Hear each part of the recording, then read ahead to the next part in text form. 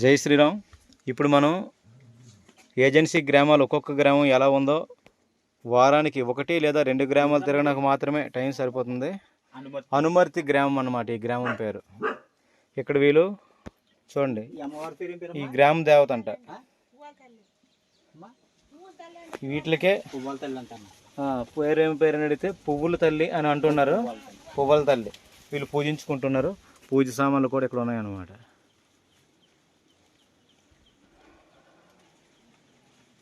చూసారు కదండి, వీళ్ళెవరు? వీళ్ళు గ్రామ దేవత. ఇక్కడ ఒకడు కూడా ఎవడు కన్వర్ట్ అవ్వలే, అందరూ హిందువులుగానే ఉన్నారు. కానీ పని కట్టుకొని పాస్టర్లు అది కొంతకాలం నుంచి వస్తూ పోతూ ఉన్నారన్నమాట.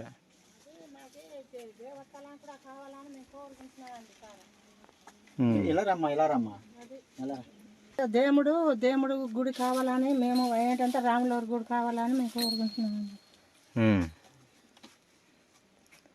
మరి పాస్టర్లు వచ్చి దేవుడిని నమ్ముకోమని వెళ్ళిపోవచ్చు కదా, మంచి చర్చి కడతారు. మీకు వెళ్ళరా? మాకు పని అవ్వదండి. అలాగా ఎందుకు పని అవ్వదు? వాళ్ళు పెద్ద చర్చి కడతారు, కుర్చీలు ఉంటాయి, తినడానికి దమ్ బిర్యానీ, చికెన్ బిర్యానీ పెడతారు. ఒప్పుకోరు. కానీ వాళ్ళు వచ్చేటప్పుడు మరి మీకు వెళ్ళాలనిపించలేదా? వెళ్ళాలనిపించడానికి ఎలాగున్నదండి, ఇటు ఇటు కాకుండా అటు కాకుండా మధ్య పడిపోలేమండి. మా మొదటి కంచి మాకి ఎప్పుడు అంటే పెద్ద పెద్ద తరాల కంచి కూడా ఈ బాబులు మాకు నమ్మున్నారండి. ఎవరు? ఎవరంటే మాకు అడవి రాజులు. మేము అడవి రాజులు బత్తి ఎక్కువ చేస్తాం. ఓకే. తర్వాత తల్లికి బాగా నమ్మకంతో. మరి ఇప్పుడు ఈ దేవుడి పేరు ఏం పేరు? అదే పువ్వాల తల్లి అండి. పువ్వాల తల్లి. మీకు కనిపిస్తారా? కనిపించారండి. మాట్లాడతారా? మాట్లాడతారంటే దేవుడు మాట్లాడుతున్నాడండి, రాముడు వచ్చి మాట్లాడుతున్నాడు. Very good. ఇప్పుడు ఇంతలా ఇలా పూజించుకుని ఇలా ఉన్నారు కదా, ఈ ధర్మాన్ని రక్షించుకుంటున్నారు. మీరు ఇలాగే ఉన్నారు. ఇంతమంది ఇన్నిసార్లు పాస్టర్లు వచ్చి వెళ్ళారు కదా, మీకేం అనిపించలేదా?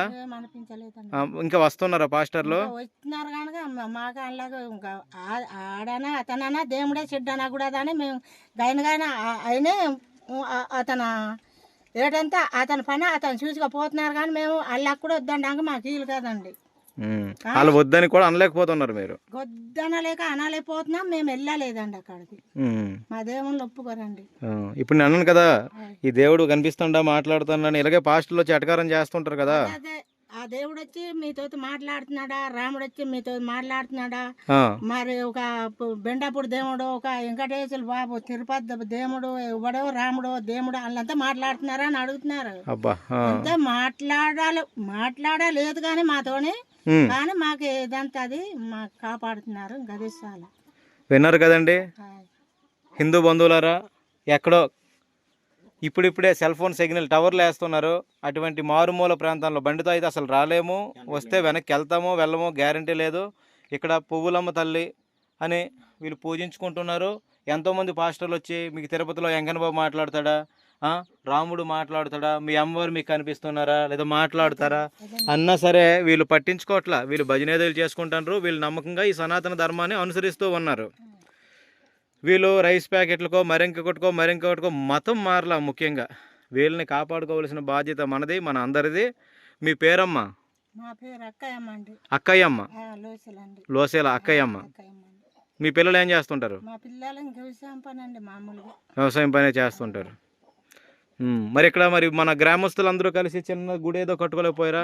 కట్టుకుంటే ఇంకే మాకేం తాటాకు దొరకదండి, కర్రలాంటి దొరుకుతాయండి, తాటాకు దొరకదు. తాటాకు కూడా దొరకదు ఇక్కడ? దొరకదండి. ఓకే.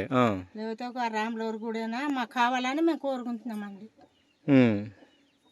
ఒక పొద్దు అయితే ఏదో భజన ఇంకా తల్లి కూడా భజన చేసుకుంటారండి. ప్రతిరోజు చేస్తారమ్మా? చేస్తారండి. అంతే శనివారమో లేకపోతే శుక్రవారమో చేస్తారండి. ఏదో ఒక వారం. పొద్దున్న గుడి కడితే మీరు గుడి మొత్తం పూజలన్నీ చేసుకుంటారండి. తల్లికి చేసుకుంటున్నారు కదండి.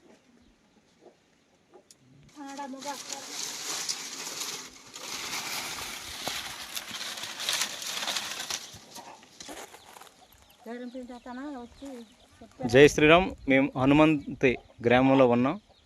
ఇది ఈ గ్రామ దేవత యొక్క గుడి అన్నమాట. ఈ గుడిని పూజించుకొని దీపం పెట్టుకొని అలాగే భజన చేసుకుంటూ ఈ గ్రామంలో ఉన్నటువంటి సుమారు ఒక 35 మించి ఎక్కువ పాకలు ఉండవు. ఈ 35 కుటుంబాలు కూడా హిందువులుగా కొనసాగుతున్నారు. ఈ మధ్యకాలంలో ఇక్కడ ఎయిర్టెల్ టవర్ కూడా వేయడం జరిగింది. జై శ్రీరామ్.